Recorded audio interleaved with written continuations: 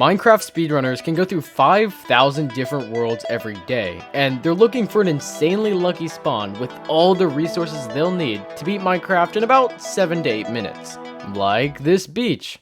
Yeah, really. While it doesn't seem like there's a lot to behold on the surface, when in doubt, open F3. Like, literally one of the most OP parts of Minecraft, where you can see all these different numbers for the game. And get used to this because you're gonna see this open a lot during speedruns. Pressing Shift F3 will pull up the pie chart, a tool that can track block entities, allowing for people to know what blocks may be making their game lag more, such as shulker boxes, mob spawners, chests, and because the pie tracks these things even if they're not directly visible, speedrunners figured out a way to abuse this system to hone in on the location of a buried treasure chest without even needing a map. And the treasure chest is actually really freaking perfect because it gives speedrunners almost everything they'll need for the rest of the speedrun in just the first 12 seconds. Most importantly, iron to make a pickaxe, flint and steel, and a bucket. Oh, and there's also food, that's important. With everything they need immediately, speedrunners can get straight out to building a nether portal. But since there's basically never any convenient lava pools at beaches, it takes a bit more creativity to find a lava source. Boating out from the beach, if you see a magma ravine, stop whatever you're doing and dive. Because right here is where we make our portal. Below the blocks in the ravine is lava, and if you break some magma blocks, you can quickly manipulate the ocean water and ravine lava to form a portal, as such.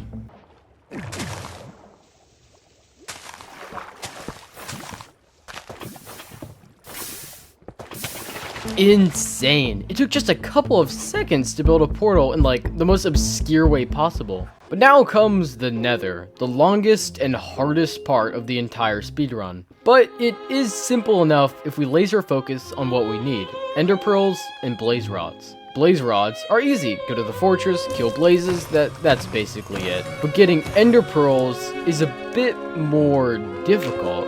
Getting ender pearls requires getting gold and trading with piglins at a bastion, which is somewhere, but we can't just go prancing about the nether willy-nilly searching for a bastion. We got a time crunch, people. It's already been like a whole 70 seconds. But when in doubt, open F3 and look to the top left where you'll see this number. It represents how many entities are in the player's current view, and speedrunners have it open immediately in the nether. Basically, if you only have one piglin in front of you, then it's gonna say that there's one entity.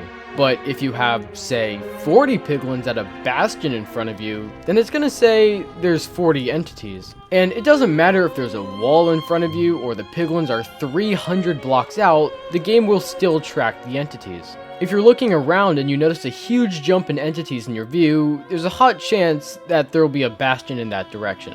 Going to the bastion, first things first, acquire as much gold as possible for trading. Then, mine some gold in front of piglins to piss them off and have them chase you until they fall into a 1x1 hole. Drop all your gold in with them and let them trade away. With the sheer volume of piglins and gold, it doesn't take too long for them to give you a ridiculous amount of pearls, which actually won't happen so easily nowadays. In fact, a lot of the things that have happened in this speedrun aren't possible in current Minecraft versions.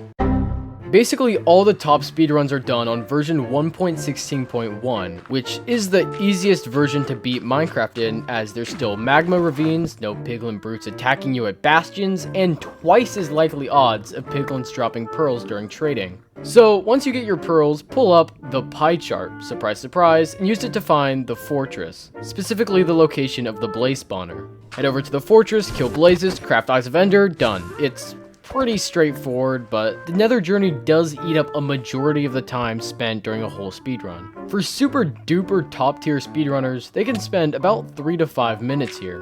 But once it's over, build a nether portal to go back to the overworld, and right here is what I think is the coolest part of a Minecraft speedrun.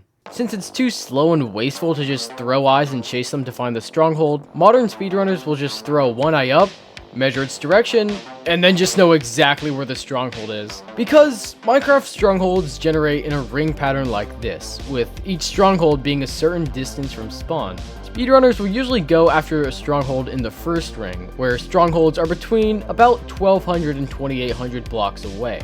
When the Eye of Ender is thrown, an external calculator uses the direction of the eye and the known stronghold location pattern within the ring to predict the location of that stronghold, which saves so much time. Now, knowing the distance, the speedrunner goes back into the nether. Since 1 block in the nether equals 8 blocks in the overworld, you'll have to travel an eighth of the distance to get to the same point, which will take less time, and since it's a speedrun, is very important. And then, once the speedrunner reaches their desired location, they'll build a third and final nether portal that will ideally spawn right in the stronghold. And now, with everything you need to take on the Ender Dragon, you still need to find the end portal, which is somewhere amongst the huge labyrinth of corridors and chambers in the stronghold. So, when in doubt, do you A. open F3, B. open F3, or C.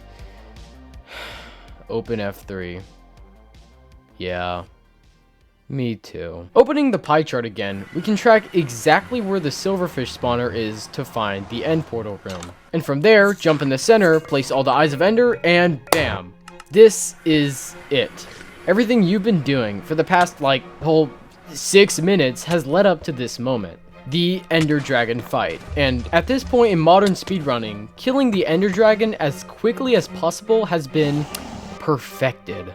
In the past, speedrunners would just shoot the end crystals and deal damage to the dragon as per normal.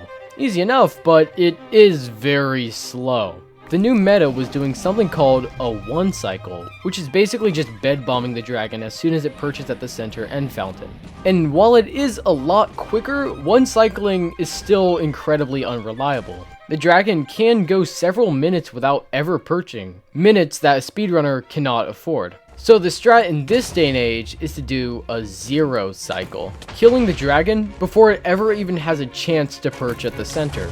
Immediately upon entering the end, pearl over to the tower the dragon is circling and get to the top. Just ignore the end crystal. Bridge upwards and use beds and sometimes respawn anchors if you're really desperate to blow up the dragon. And then, that's it.